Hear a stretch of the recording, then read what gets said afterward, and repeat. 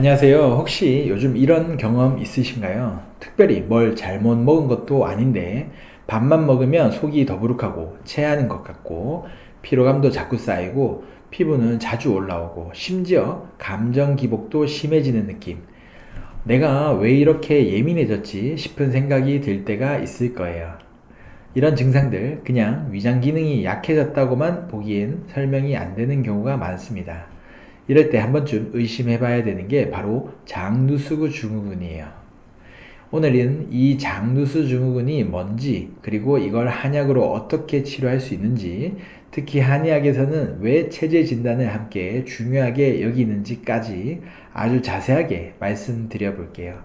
영상을 끝까지 보시면 지금 겪고 계신 증상들에 대한 해답이 분명히 보이실 겁니다.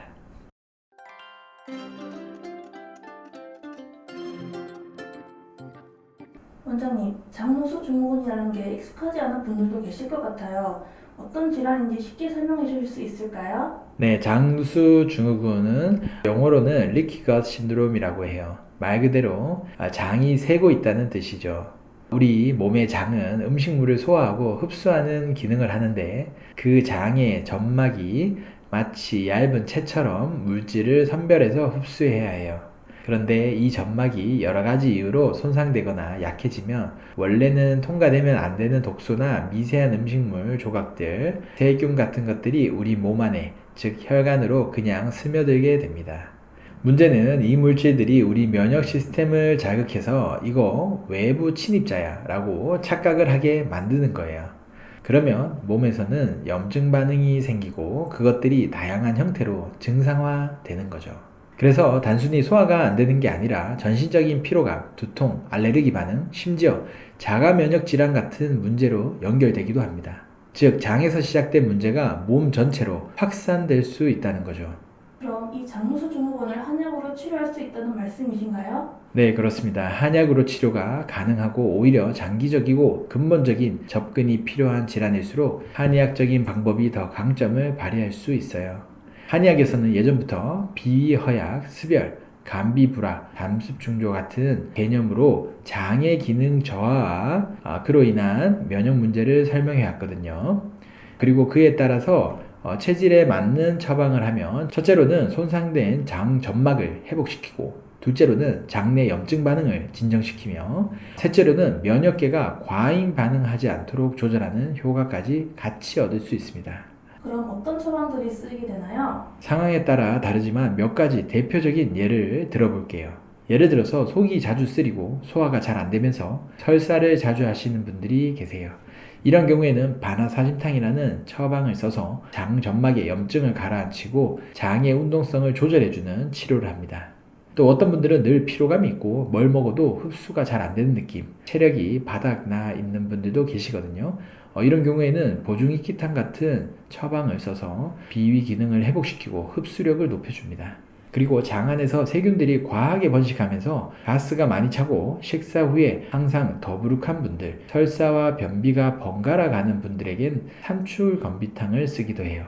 이런 식으로 같은 장누수 증후군이라고 하더라도 환자마다 쓰는 약이 다를 수 있고 그게 바로 한의학의 가장 큰 장점이에요. 그럼 체질 진단이 중요한 이유도 여기 있겠네요? 맞습니다. 정말 중요한 부분이에요. 예를 들어 똑같이 설사를 자주 하시는 분들도 계신데요. 어떤 분들은 속이 차고 식은 땀이 나고 체력이 떨어져 있는 반면에 또 어떤 분들은 오히려 몸에 열이 많고 트림을 자주 하시는 경우도 있어요. 이 두 분에게 같은 약을 쓸 수는 없잖아요. 그래서 저는 장 점막 회복만 보는 게 아니라 그분의 체질, 자율신경 상태, 동반된 면역 문제나 피부 증상까지 다 보고 처방을 조정합니다. 결국 장 하나만 치료한다고 해결되는 게 아니라 이 장을 중심으로 한 몸 전체의 균형을 다시 맞추는 게 중요하거든요. 혹시 이런 치료에 대한 과학적인 근거도 있을까요? 네, 있습니다. 실제로 한약 처방들이 장 점막 회복에 효과적이라는 논문도 꽤 많아요.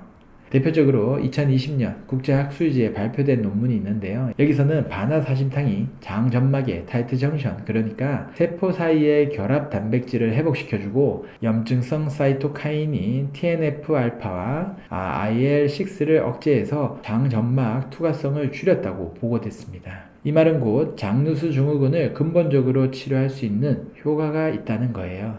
또 국내 연구에서는 보중익기탕이 장내 미생물 균형을 회복시키고 장점막 면역세포의 기능을 정상화한다는 데 도움이 된다는 결과도 있었고요. 장누수 증후군이라는 건 단순히 소화 문제가 아니라 우리 몸 전체에 영향을 줄 수 있는 만성 염증 상태라고 보셔야 합니다. 그래서 단순히 유산균만 먹거나 장에 좋다는 음식을 챙겨 먹는 것만으로는 충분하지 않을 수 있어요. 오히려 체질에 맞는 한약 처방을 통해서 장 점막을 회복시키고 면역과 소화, 염증 시스템을 통합적으로 조절해 주는 게 훨씬 빠르고 효과적인 방법이 될 수 있습니다. 장 건강이 곧 면역력이고 면역력이 곧 전신 건강이잖아요. 지금 설명드린 내용이 도움이 되셨다면 좋아요와 구독 눌러주시고요. 오늘도 건강한 하루 보내세요.